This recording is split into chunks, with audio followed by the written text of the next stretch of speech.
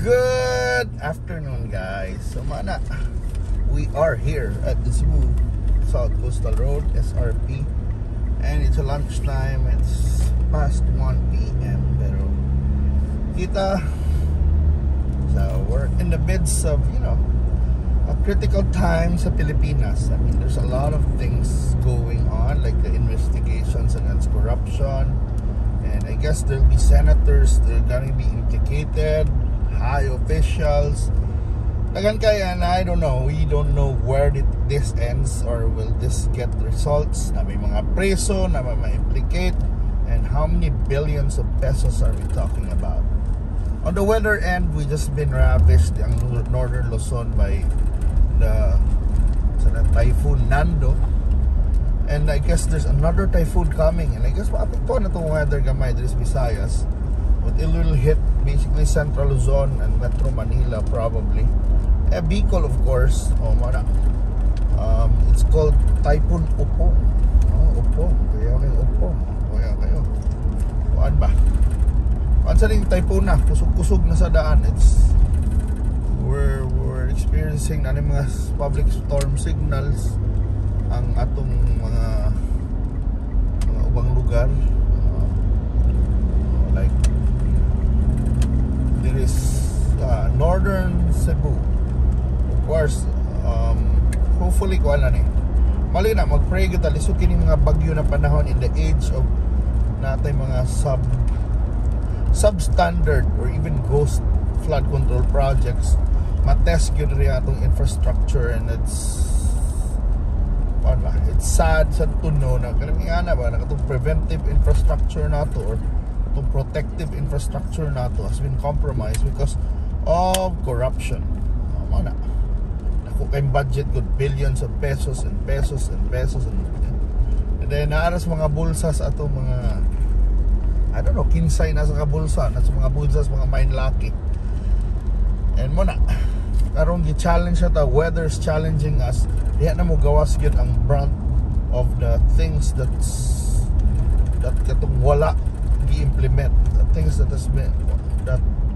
weren't implemented, weren't properly used, or weren't even maghapon sugod, not even started. And that's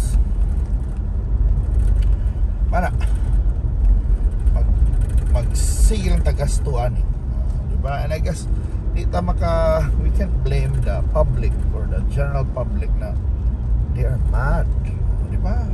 They're angry, diba? Lahit ang gibati nila, lagot sila sa lagot sila sa itong mga opisyalis, diba? Lagot sila kay ibulsa man lang kwarta na para atuha or para to protect us from weather disturbances, floods, diba? So mana kung ako imong congressman o dito mga congressman ron, pangadji na mo na why mahitabo sa atong country, why mahitabo sa inyong lugar, labi na itong lugar na diinin nyo lustay ang kwarta, diba? Naon na ito kaning Bulacan, unsay mahitabo ani ini mo abot din bagyo, diba? Kung mulutaw gani imong lugar na pait kayo, diba? We're not going ba? It's not a joke. People think panggoda kan may binuang lang na congressman madato gina, when we always accept it, only we just accept it na congressman or politiko madato gid mo. Dapat dili.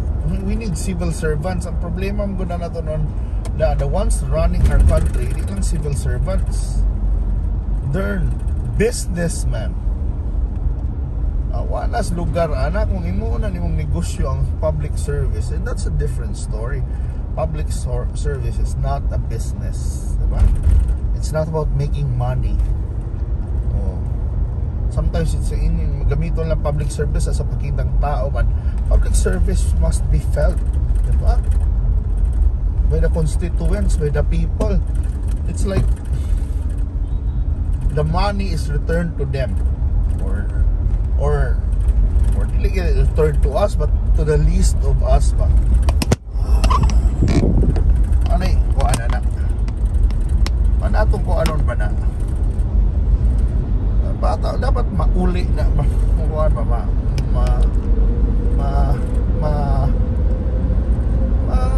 magamit yun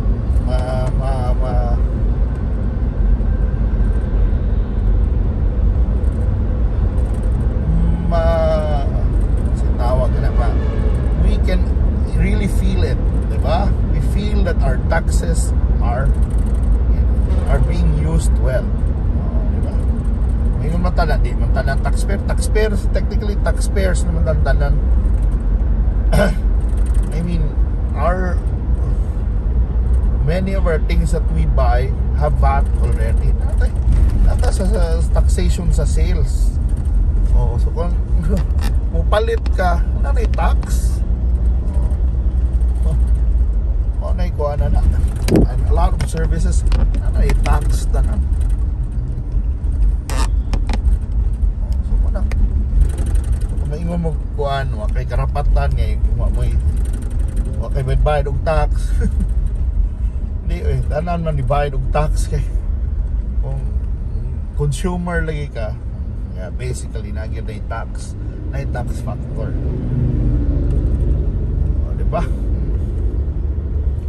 So na itong ampo na nata kaning mga weather disturbances, and also dapat lagi managot mamanay ko na in the end o gihapon we should create things na marag mo deter nas people from doing this again. Di lang ipapriso, I don't know unsaon na nila, di ba na tanan yung involved. There should be justice, maybe priso, but kaya i-compute yun na pila ilang bayro nun, di ba? May iba na may nagpriso lang, nagawas, and it should be the amount nag-accuse lagkawat yung, or they've been proven na nangawat o yan na value sakto na ba na pwede, kung pwede iuli.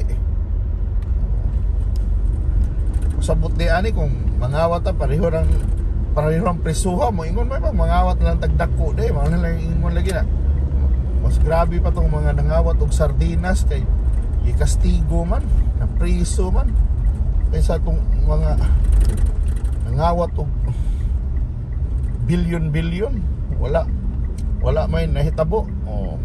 Paano reklamos mga tao na define it unfair, di ba? Define it unfair. Some even I read tweets na define it unfair na ang bangko stricto kayo sa mga tao. Nakita mag-open og bangko or mangutang ta, or kung katuloy magpadakag kwartang dakong kantidad 100,000 lang daga na kay sukit-sukit ba nga diin man ning kwartaha on si source of funds, pero namin mga tao kuno na makapagawas lag 1 billion in one afternoon. That's a sad irony. Diba? The sad irony of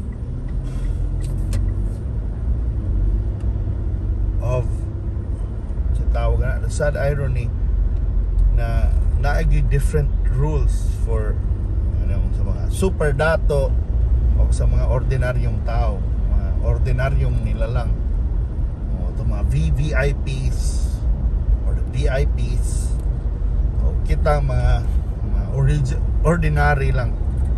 So kanang sakto sa nang inaway ka ng itong palisiya sa quote ng Mayor Tomas o Vice Mayor Tomas o ni Mayor Nestor na, for example, sa public transportation, ang VIP ang katauhan man ang roads katong special lanes para sa mo commute, para sa ordinaryong tao. Ang mopiyait, of course, ang mga dato, pero kung mopiyait ang dato paminawon, pero kung ang pobre mo piyait, walang pwede ra bungul-bungulan. Diba? Na dapat ingana, dapat ang atong mga public servants should treat the people, especially the ordinary people, as VIPs.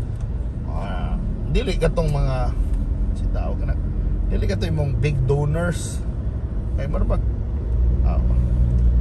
normal, of course, imong kaila, imong gagaw, imong parente, iba imong amigo, mama ni ma-VIP, that's so normal. Pero kung real public servant yung ka, dapat ang imong i-VIP katong mga uyamot, katong nagkalisod o kuban pa.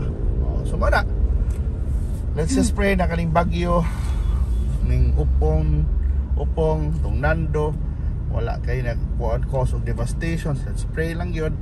And let's pray also na malamdagan niya itong mga politiko na they should do better. Or if they don't want to serve the people, they want to enrich themselves, ay nalamugdagan, palihog. Yeah. Thank you so much for watching. Bye.